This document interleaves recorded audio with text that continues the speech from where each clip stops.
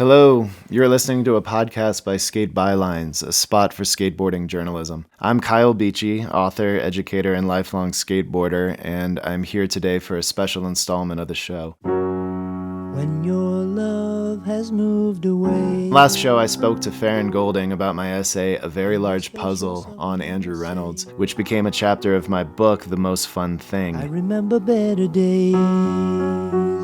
As an addendum, Bylines have now published another chapter from the book, which focuses on yet another important figure from skateboarding's history, Dylan Rieder. Don't you cry 'cause she is gone. It would be rather negligent to try to discuss the decade of the 2010s without addressing Dylan Rieder. This essay is a sort of late one. It comes late in the book, and it's, in a way, a kind of culmination of what the rest of the book is trying to do, which is get directly at the question of style, what style is, and how much really we as skateboard fans can know about these skaters that we spend so many hours watching on our screens. I do definitely want to thank Greg Hunt, who spoke to me about making the Dylan video and was just incredibly generous with his time. Today, I'm going to be reading you that essay on Dylan. I also encourage you to take a look at it in the written form over at skatebylines.com. The photographer Anthony Acosta, the legendary photographer Anthony Acosta, has kindly shared his archives of photos of Dylan with us, and there are some really, truly beautiful pictures in there from over the years, some of which you might not have seen before. I'm Kyle Beachy, and you're listening to a Skate Bylines podcast. This is the Dylan period. Then you really realize what's going on. 1. When the most beautiful man ever to ride a skateboard died on October 12, 2016, the news was covered by Rolling Stone, Sports Illustrated, and People magazine, which might lead us to believe that he was a musician, athlete, or celebrity. He was not. He did sit shoulder to shoulder with Cara Delevingne on the hood of a New York taxi for a DKNY campaign, was at least a few times broadcast live on ESPN, and did move comfortably among models and actors through the nightlives of Los Angeles and New York City. His was a narrow face that slimmed into a tight and mischievous smile, with eyes that conjured images from nature, cheekbones like rolling hills. His body was skinny and long, with drinking straw hips and a swimmer's shoulders, the kind of frame onto which you could put any clothing and it would hang just perfectly right. He was 28. So it was easy from time to time to forget that what Dylan Rieder was, above and beneath the rest, was a skateboarder. People who knew him will tell you, those haggard t-shirts he wore didn't come pre-ripped. He was a skater's skater, a rat to the core no matter how good he looked on screen. When he was on a mission, he'd be the one lying on the ground or bent in obvious pain and exhaustion, hour after hour as the camera batteries ran out and his colleagues had gone back to the hotel or out to the bar. Or, if they were rats too, sat there watching Dylan keep going, and knowing that this was it, this was the behavior that gave the word its glimmer.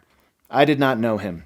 He was, I gather, a private person, which is why the 2 years that he spent in treatment for acute lymphoblastic leukemia remains, for many skaters, a cloudy sequence even still. In July 2014, he was diagnosed and began chemotherapy in hopes of achieving a remission that would allow for a bone marrow transplant from his sister. A bout of encephalopathy complicated this plan, and he enrolled in a T-cell clinical trial that would begin in January 2015.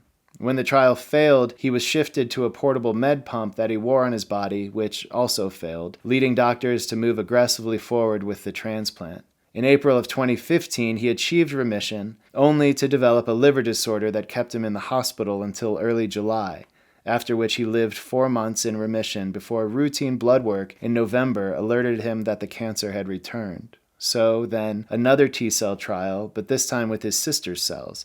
This lasted from January through April 2016 and was successful. Having achieved remission again, he was able finally to go home at the end of May 2016. A little more than 4 months later, he developed the infection that would quickly take his life in October, while still in remission. This summary leaves out everything that matters, including the suffering, the fear, the unlikely smiles, and deep cadre of friends who gathered bedside to surround Dylan and create the shield that would maintain his privacy from those of us who would imagine it was their right to know such details of where and when and how. In the end, there's nothing to be learned from cancer, no lesson to Dylan's or any other too early death, except how the person is loved. The public account of Dylan Rieder begins in Westminster, California, near Huntington Beach. A childhood of ample resources and easy access to skate parks accelerates around age 12 when he began going on trips with the shoe and clothing brands Osiris and Quicksilver. He was a handrail chomper who turned to transition and eventually joined the legendary board company Alien Workshop at 18 and began filming for Mindfield, their long-awaited follow-up to the seminal Photosynthesis. Under these new expectations, Dylan fell into pills, and his Mindfield part showed it. So he set to work on a follow-up video with cinematographer, friend, and neighbor Greg Hunt. Because it is baffling, mankind has conceived of a number of models and metaphors for time. The everyday, conventional, secular concept of linear time that proceeds moment by moment we call chronos. The generational notion of time as a series of periods or ages we call eon. Then there is a more sacred approach that separates time into periods of before and after, as in the liturgical calendar of Advent, Christmas, Lent, and Easter. This is time as kairos. And the film that Hunt and Dylan would release in 2010, just 1 year after Mindfield, is a 7.5-minute masterpiece that would mark a before and after moment in skateboarding's history. Done now was all the hyper-technical ledge wizardry of the late aughts. This would be the decade of renaissance, of simpler tricks executed elegantly. After Dylan was released, Dylan shot to the top of the skateboarding world and into the pages of Vogue. He refined his image and birthed 1,000 imitators, created the smokiest and most artful skateboard clip of all time for his Huffs shoe, and played no small part in the ascendance of two of street culture's preeminent contemporary brands, Fucking Awesome and Supreme. And then leukemia, death at 28, and now regular annual remembrances of his legacy. He is loved now by all. There is, however, a very big piece that this version and many versions of Dylan's story leaves out, which is just how reviled and ridiculed Dylan was by large swaths of the skateboard community. Somewhere between 2006's A Time to Shine and Mindfield, Dylan had gone from a kid wonder to kid pretense. The hair, okay, we were used to the hair. But the slim pants cuffed to the shins, the blousey shirts with huge necklines, the nail polish and jewels, Dylan was not what we believed a skateboarder should look like, and our opposition to his look was not gentle. We laughed at his photo shoots. We had great fun at the expense of his Gravis shoe with its barely there rumor of a sole and oxblood leather pinched into an elvish point. How vain, I personally thought. Every move seemed to have been rehearsed before a mirror. How easy to imagine beautiful Dylan sleeping each night inside a custom-built chambered and reflective bed, rising each morning to a great hall of taxidermy and mirrors and second-hand animal skulls. There was nothing easier than to mock and ridicule his beauty and his obvious awareness of his beauty, which struck me and others as an insult to, well, by this point it's difficult to say. In 2010, skateboarders were all still mostly men and either heterosexual or closeted, so we made jokes about gender. We behaved like terrible, small-minded children because, in large part, we were exactly that. Until, that is, the short film whose title's punctuation made for a full sentence with subject, predicate, and object all contained in that one word, Dylan. After that, we quieted down, backed away scuffing dirt with our hands in our pockets. Soon enough, the objections grew quieter and faded. Soon, in a reversal, the objections to Dylan seemed petty, vain, and clownish. And the importance of this shift, the lasting significance of Dylan Rieder, is not just that he changed minds, but the way he went about achieving this change with the selfsame tools that had shaped those minds in the first place. Dylan was both product of and challenger to the collective norms and beliefs and practices that adhere skateboarding into a community. He embodied the traditions, attitudes, and a host of qualities that we might call the spirit of skateboarding. By embodying this spirit so fully and so uniquely, he forced all of us to step back and reconsider almost everything we'd assumed about what was rad, what was important, and the very activity of our looking. Orson Welles had it that, quote, if the camera doesn't like an actor, it just stares at him. Cameras loved Dylan, but skateboarders loved him better. Eventually.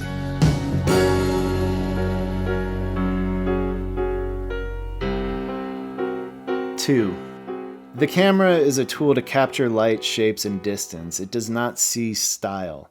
Language historically hasn't done much better. E.B. White wrote that trying to find a satisfactory explanation of style was like, quote, steering by stars that are disturbingly in motion, end quote. We might start by saying that, were Dylan a language, it was one written in cursive. He was long and looping, with legs that could as easily compress as explode, though both steps, the sink and the rise, seemed to happen inside of liquid. There was always something auspicious in his skating, something in that slender shadow of his that felt as if it was all premised on rumor. You knew him immediately, a handful of frames, a fraction of a second, and it was him.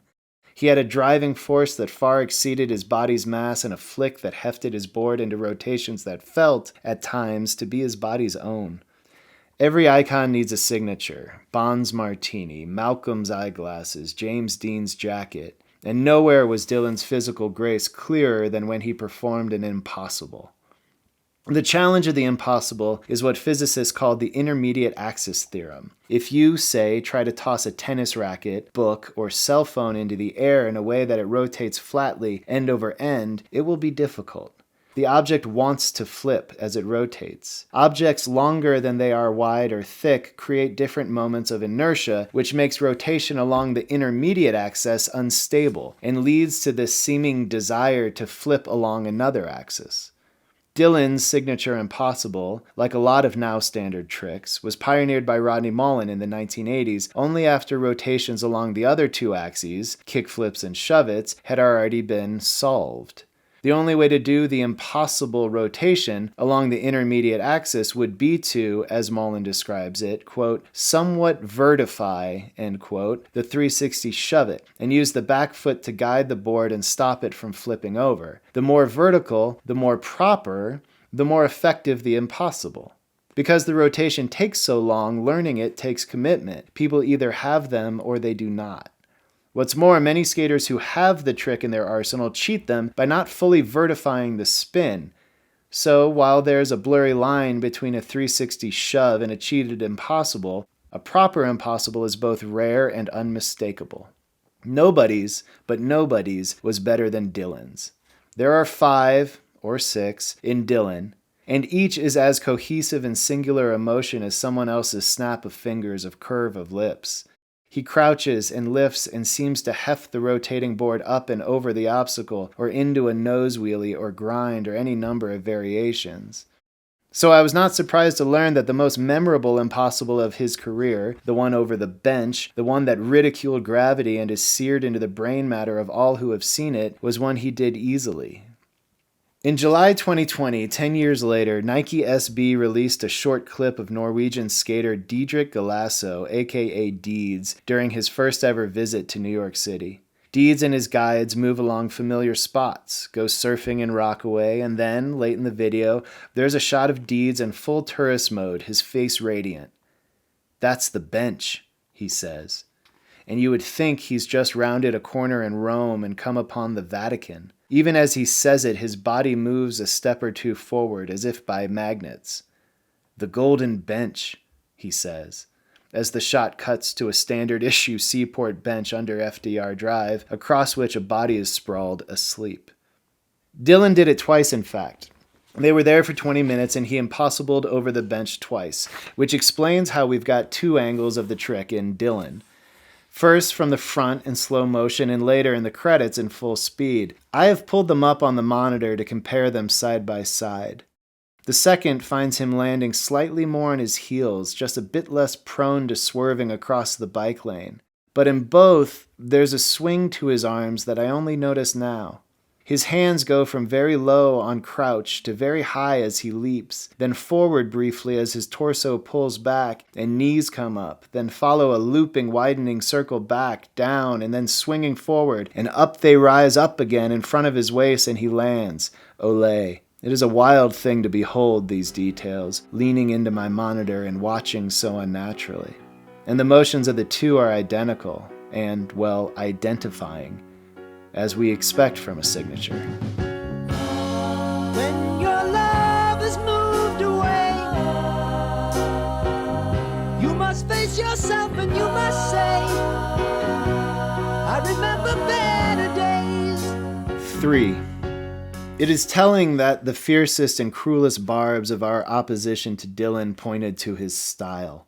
Whatever he had, whatever we saw, style implied a safe distance between him and substance. Here, Susan Sontag proves useful. Quote, merely by employing the notion, end quote, of style, she wrote, quote, one is almost bound to invoke, albeit implicitly, an antithesis between style and something else, end quote. Skateboarding's something else is a notion we have fetishized and leaned upon for any number of otherwise vague valuations. We can call it, boringly, authenticity. This year, 2021, will mark the 30th anniversary of one of skateboarding's longest-running companies, Real, capitalized as such. We have elsewhere discussed heritage and the way skateboarding values longevity, but for many skaters, authenticity is synonymous with a kind of affectless core or stripped essence. It calls to another Strunken whiteism, that advice to turn away from, quote, mannerisms, tricks, adornments, and find style by, quote, simplicity, orderliness, sincerity, end quote. The allure of this rather circular argument is the sheer variety of ways it can be weaponized. Anything you don't like, for reason whatsoever, insincere, fake, done for the wrong reasons. I have, for example, caught myself more recently levying this charge against the fashionable Parisian crew Les Blobis. When I first encountered them, I could not but think of that scene in Jean-Luc Godard's Breathless, when the scoundrel and performer Michel famously stands before a cinema poster studying Humphrey Bogart. This fantasy, which ultimately brings doom to Michel, is Hollywood's fantasy, one that Godard stood essentially against. To my eyes, the vanity of Les Blobis rang of deliberation and labor. They were Michel standing before the images of U.S. skateboarding, modeling the movements into their own affectations. To be clear, there would be no Les Blobis were there no Dylan, and the blowback he suffered was similar but even more barbed and personal. The opposition to Dylan began with beauty, the hair, the clothing, the jewels, and too pleasant smile. There was also the matter of his body, which was not only lithe and tailored, but would assume shapes and forms misaligned with the skateboarding activity, unnatural and therefore criminal postures. I am speaking mainly of what some of us have called vampiring. He had a way of bending his front right elbow and raising his forearm up around his face like a vampire lifting its cape to shield its face from the sun. See, for example, at about 2 minutes and 40 seconds of Dylan. He executes an alley-oop wall ride that seems to climb for too long, and when he finally comes down, he lands crouched and vampired. Or better, the following clip, a quick backside tail slide on an outledge that he kickflips off of and clears the protrusive bottom step easily. As he lands, his front right arm hangs limp and natural across his body. Then, seeming to recall who he is, he lifts that arm up and into a vampire. Crooking his right elbow at his left arm rises behind him. It's the most excessive vampire of Dylan's career output, a forced pose like a gymnast raising their arms overhead for the judges. In other words, the alarm of vampiring was a matter of conspicuous control, and it may have been that we were particularly sensitive to matters of control given the historical conditions in 2010. There was Nike, remember, and more broadly the contraction of the industry in the wake of a global recession. Classic legacy brands were struggling and shuttering sub-brands and selling themselves to non-native buyers. Alien Workshop was bought by the snowboard and apparel company Burton, and Jake Burton is credited as Dylan's executive producer. So we were uneasy regarding the authentic and wary of change. Really, we were afraid. And Dylan suffered as much of this communal fear as anyone. As Sontag put it, we found in Dylan, quote, evidence of the artist's intrusion upon his materials, which should be allowed to deliver themselves in a pure state, end quote. Of course, in skateboarding as in literature, there is no pure state, no way to do the thing without doing it somehow. Purity is a facet of nostalgia. Every skateboarding body has always been an intrusion, and its style and expression thereof, a force inseparable from the materials themselves. But the one person who would know better than anyone disagrees. Quote, "That video part is all him," end quote, said Greg Hunt, who is modest, I learned, and also generous and open to talking shop for 2 hours. But you should have heard how much he stressed this point. Quote, "Some filmers are crazy motivators and coaches. I was just there trying to capture it as best I could and then put it together in a way that I felt represented him in the most honest way. But it all comes from him because that's what I wanted to see." Don't you cry, 'cause she's gone. She is only moving on, chasing mirrors through a haze. 4. Go watch Dylan. Whether it's the first time or the 30th, look at it again. A decade later, and I cannot watch without recalling the experience of my first time, how fiercely I was prepared to reject and dismiss it. Its first section of 3 serves as a kind of showcase. A couple Smith grinds, kickflip, and a nose blunt, and a tall handrail into a few transition reminders, followed by some high-speed lines. Nothing exceptional. Even as it begins to work against your resistance, it really is a high kickflip, a lengthy nose blunt, and boy, he's going pretty fast at that kind of massive rail. The opening lulls you a bit. When the title cards come, they're in Helvetica, haha, and proclaiming it a short film. And any eye-rolling at these might last until about halfway into the next clip, the film's first slow motion of an alley-oop frontside flip to the opening piano notes of Graham Nash's Better Days. Some portent here, even before the song has a chance to get moving. A second slow motion clip confirms it. A floating impossible shot with gradual cinematic pan. This is an escalation. This, for the Dylan opposed, presented a bit of a problem. Suddenly we're moving full speed ahead and it's difficult to hold on to whatever we thought just a couple minutes prior. Even now, it is very difficult for me to watch what follows without making some kind of sound. On that first watch a decade ago, this effect would have had to include the real-time disintegration of that part of me, the reluctance and judgment from which I was shocked into a kind of stuporous disbelief. That any surprise remains 10 years later is at least a small miracle. Sometimes that surprise arrives in the midst of a trick, like the early lip slide that just keeps going. Or the front tail slide that anyone watching closely knows is going to end with a kickflip dismount. You believe you're prepared for what's ahead, but when it comes, the kickflip is so meticulous, with such lift from the slide and rise to meet his oxblood elf shoes. Please go ahead and laugh, he dares you. Have yourself a nice chuckle. And there is such cool composure on the stomp that comprehension starts cracking.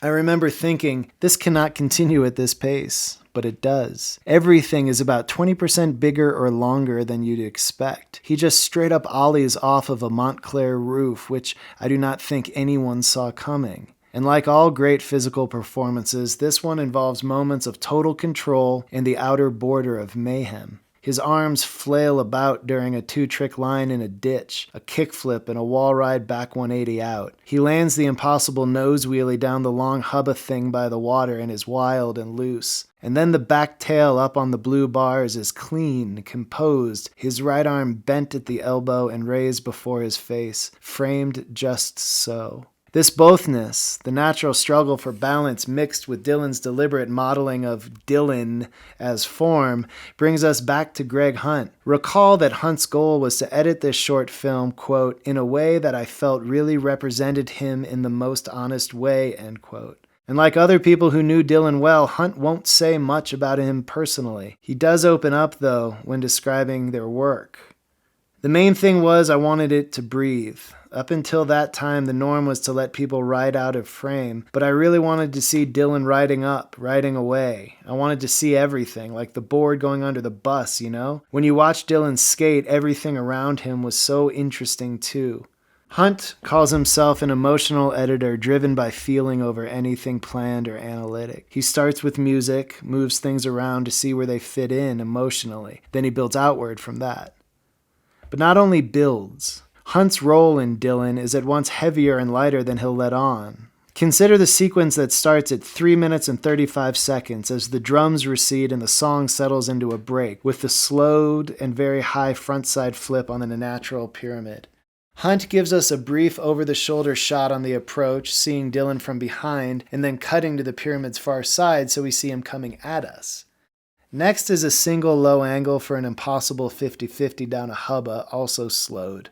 And then Hunt returns to the multi-shot pattern for another frontside kickflip, but complicates it with a third step. First, we're behind on the approach, then in profile for the trick, both at full speed. The third angle is shot from directly ahead, slowed in motion, and paired with the return of Nash's drums and the emotional arrival of backing vocals. So there is feeling here, but also disorientation.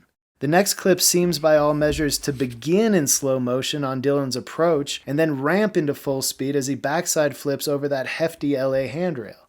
Until you see his shirt billowing in the wind, it's impossible to know how fast he's going. These shifts between normal and slowed motion create a sort of temporal lean or imbalance. We stay full speed until the second angle of the impossible tail grab up out of the arroyo and over the fence, a slowed second angle that reveals the drop's full stature.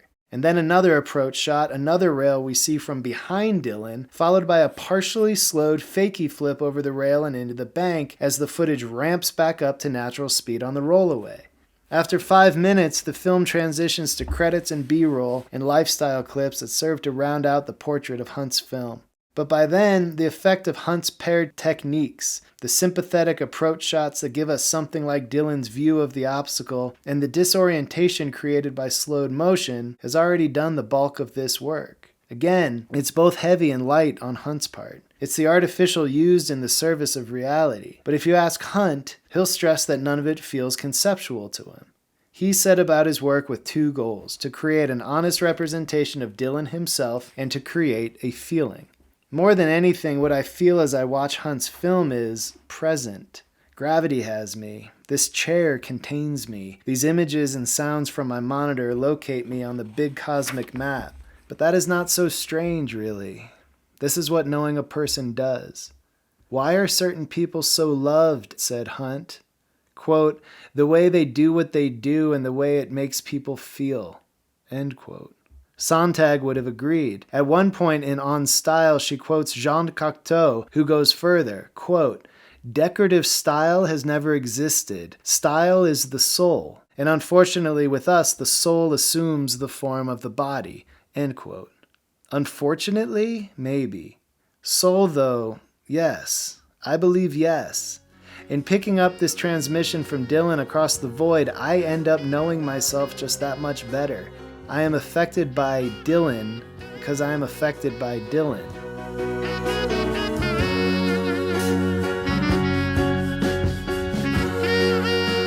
5. There is also, however, the unlikely fact of Dylan's street league tenure to consider.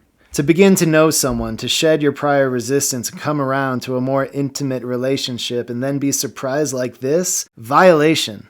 As far as I can tell, Dylan competed in 3 years of the contests and generally finished solidly down near the bottom of the rankings, 20th, 14th, 21st, 12th. But in June 2013, something clicked, and the footage of that weekend's finals makes for one of 2 Dylan Rieder SLS clips that counteract any sense of personal violation.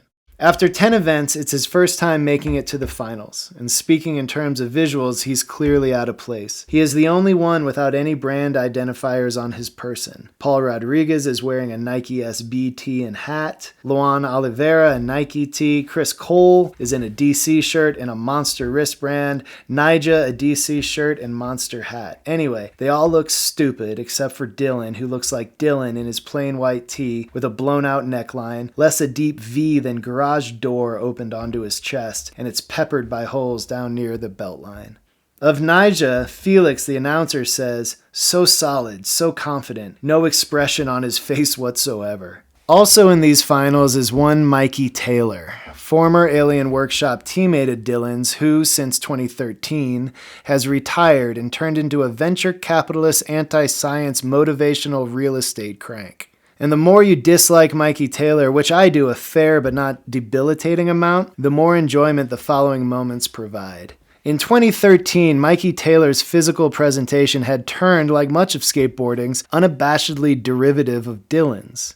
His pants got suddenly shorter, and his hair took on a sheen and length. So here we are before the control section of the contest, dropping into live action with a shot of them side by side, Mikey and Dylan up against the black wall of the course's edge. It's a bit like the Truman Show. The world seems to just suddenly end at this wall. Though he is not trying to, I don't imagine, Dylan, by just being Dylan, manages to make Mikey look like the most awkward creature to ever stand on 2 feet. And what is Mikey doing standing there? Why, he's using both hands to pull at and loosen the crew neck of his DC shirt. As if suddenly, by proximity to Dylan, Mikey feels the pinch of his NASCAR contracts, the firm limit of his attempts to mimic his way into another way of being. And then it turns out they're on the Jumbotron, so that is maybe a little awkward.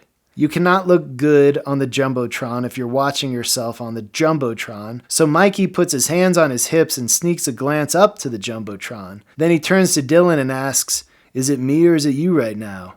As if turning and asking might shift the camera's focus to its rightful subject. Dylan, meanwhile, is also looking at the Jumbotron, but without any awkwardness, and here is what he does, seeing himself up there. He gives it the finger. Not for the cameraman, this finger, and not for Mikey. Not for us, who are watching it 7 years later, 5 after he died. Mikey's hands are on his hips, and his shirt's neckline is sagging weirdly like wet paper. His grin goes very wide. Dylan, collarbone exposed, watches and then drops his hand and smirks at what he's done on live television. The announcers pretend it didn't happen. Soon Mikey has left the contest with a groin pull. Dylan, meanwhile, takes 2 long pushes and Smith grinds up and down the A-frame. He pushes along the top of the quarter pipe, drops in, and tries to kickflip up the giantly long set of 4 stairs, something of which none of the other technicians had even conceived.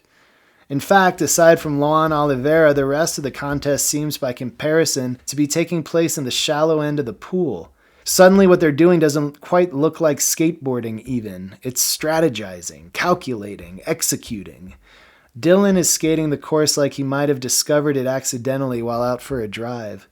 The final section of this event is almost too much to bear. Suddenly everyone on stage is landing their tricks, Dylan included.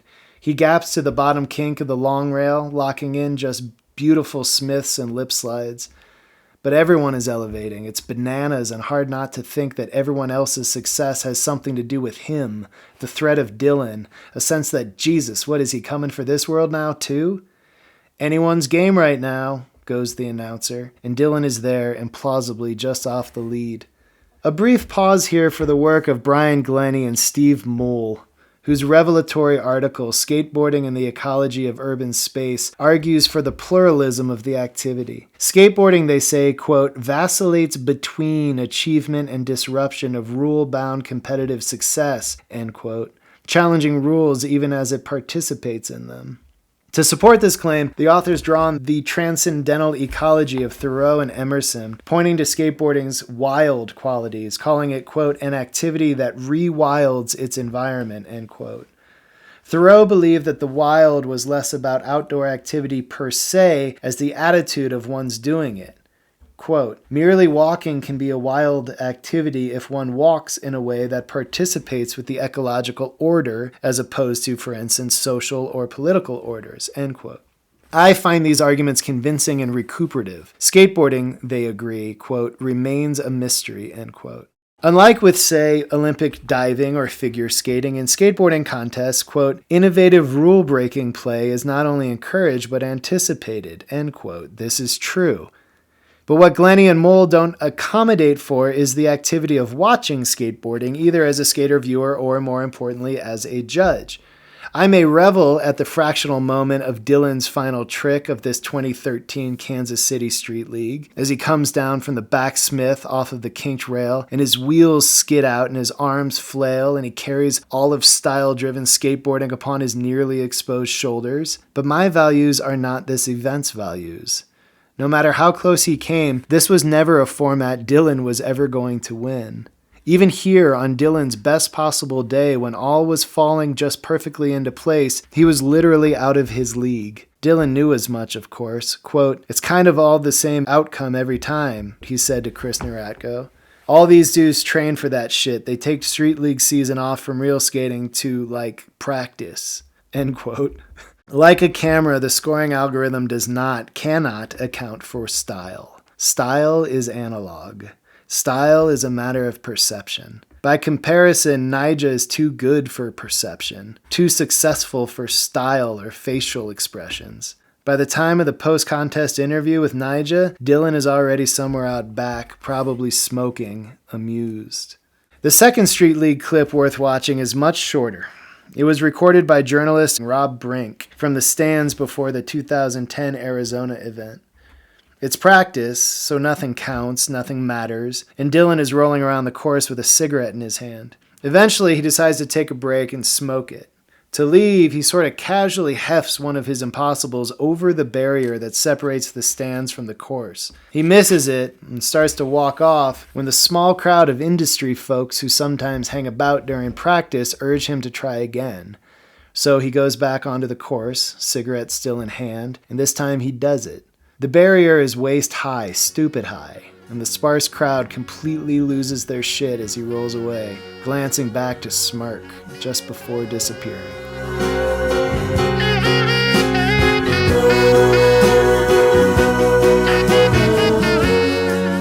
6. God, goes the message of Octavia Butler's parable of the sower, is change. Something improbable has occurred. The most maligned became the most beloved. The more unlikely, the less possible this change, the more godly. That he did not set out to change a community, or that the community is skateboarding, which is meaningless, these details do not matter. What matters is that the change began with Dylan Rieder himself. The bothnesses, the contradictions that make a human being. The wild arms and the framed deliberate landings. The bothness to deride Street League is less real while also participating in it. Basking in the Jumbotron's glow while giving it the finger. The beautiful man in tailored non-skate apparel made filthy by impact and abrasions and commitment to the activity he loved. So, from the bothness emerges the love, which cannot but be felt in Dylan, knowing what's required to film a full part in only a year. And the spirit, the gall, the absolute fuck-off pride it takes to commit to that path of ridicule, to cultivate and maintain a personal style so maligned that one cannot but see in Dylan the very spirit of the community that maligned him. Skateboarding as style, and style as spirit. Even as he embodied and performed a selfhood detached from and disinterested in skate's status quo, Dylan affirmed the community of skateboarding and the cultural, physical, and spiritual values that stitch its borders. Suppose it was not just improbable, but impossible. What if, Greg Hunt had succeeded?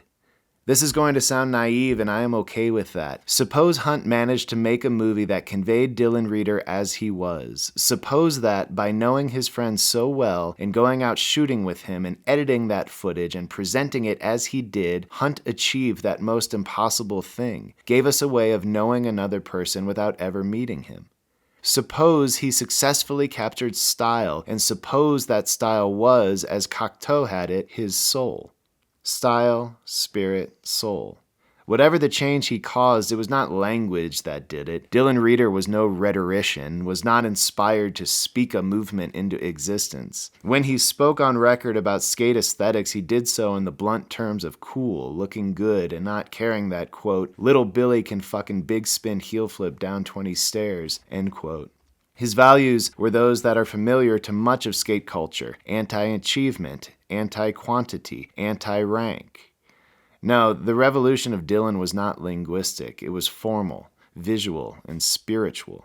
Forgive me, but I am inclined to say that a miracle has occurred. The impossible made possible, to know the unknowable and to do it by way of performance and form on one side and perception on the other. To see a self performed and know that self, and through it know your own self more fully, but only among those of us who have been trained by the community to recognize the nuance of that performance, to perceive and give value, for instance, to a proper impossible, as opposed to a cheated 360 shove.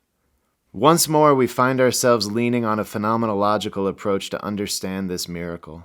The French phenomenologist Jean-Luc Marion speaks of real lived events that transcend values, resist clear meanings one way or the other, and can only be experienced as, quote, the impossible.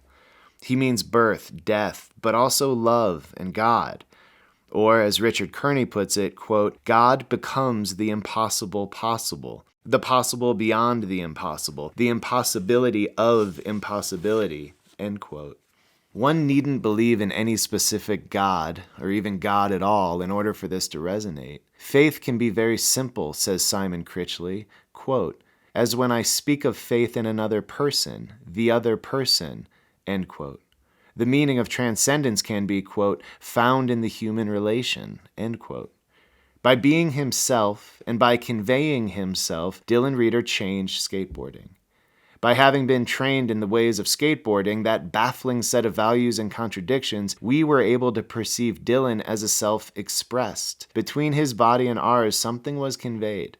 In participating in this conveyance, we became the change that Dylan caused. Skateboarding then, the community, becomes the medium through which the soul passes, the shared values, the common language, and practices that allow a person's performances to be seen in this strange, miraculous way.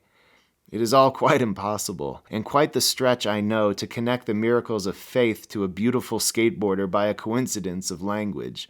I suppose that this is my own small act of faith, a sacredness that I have long encircled, poked at, have essayed over these years, but never confronted completely. The question has always been, what is it that we are doing when we're skateboarding? The nature of my asking has long since eclipsed the board and wheels where it began and has spread to the activities of watching and communicating. The Bulgarian-French philosopher Julia Kristeva calls her field of study, quote, post-Christian humanism. To her, a humanist interpretation of God is, quote, a thinking through the body, end quote, but without a space between thinking and the body, rather, quote, a thinking with the body, end quote. I mean to say that much of what we call contemporary theology and phenomenology, the studies of what it means to be human, overlap with the activity, perception, and discussion that we call skateboarding. We move, we express, we convey, we perceive, we process, we replicate, we tweak. We are and are seen and are known. We contradict, we baffle, we change and are changed. There is only one true gift, and that is the gift that lays bare the many other gifts already in existence. On a string, I was held the way I move. Can you tell? 7. On March 30th, 2020, Fucking Awesome released a 2-minute clip of previously unseen footage that they called Time Does Not Heal All Wounds. Thrasher called it a gift from beyond, and that feels accurate. It is no small feat to manage a dead man's memory. F.A. and Huff have been tasteful in their use of his images and names, donating proceeds of his product, each new pressing of his Pro board sells out quickly, to the Dylan Rieder Foundation to benefit City of Hope Cancer Center. Given the towering differential between hours shot to capture the seconds that make it into a video, there are surely troves of Dylan Rieder footage sitting on a few select hard drives. But the people who have this footage are also they who knew him best, who formed that shell to preserve his privacy as he suffered his body's decline. So far, people have kept his legacy sacred. The video opens in the backseat of a car passing by some kind of police action. Like most of F.A.'s stuff, it has the air of political without saying anything. The draw, of course, is previously unseen. And the big glory is Dylan's kickflip from a sidewalk bump over a shopping cart, presumably shot on the same day as the 360 flip that we see in Cherry. It's a reminder of what was lost and what was achieved before that loss. And time, too. It's time all the way down. But the clip I go back to see is the 5-second shot of Dylan walking away from the camera in slow motion. He's in a tank top and passes a family of Orthodox Jews who are moving toward us widely, 7 of them, 3 generations, the men with payots dangling, and all of them in formal dress, only their hands and necks and faces exposed. The smallest child, a girl, rides in the carriage of the eldest son's arms, and 2 more girls walk holding hands that link to their fathers. Dylan passes between this family and a Coca-Cola vending machine and then disappears behind them. Of the 7, it's the 2 youngest who turn to watch him go. The child in her brother's arms has the best view. At the far side of their group, the second youngest daughter cranes her neck, ponytail swinging to see. He's dressed differently. His body is a visible and striking sight. But it is not a spectacle, not something abject or terrible they cannot help but watch. No carnival or color of light. It's only a human body engaged in the commonest of motions. And theirs is the curiosity that comes prior to meaning or understanding. Who is that? What is he doing? Why? No answers. All they can see is how.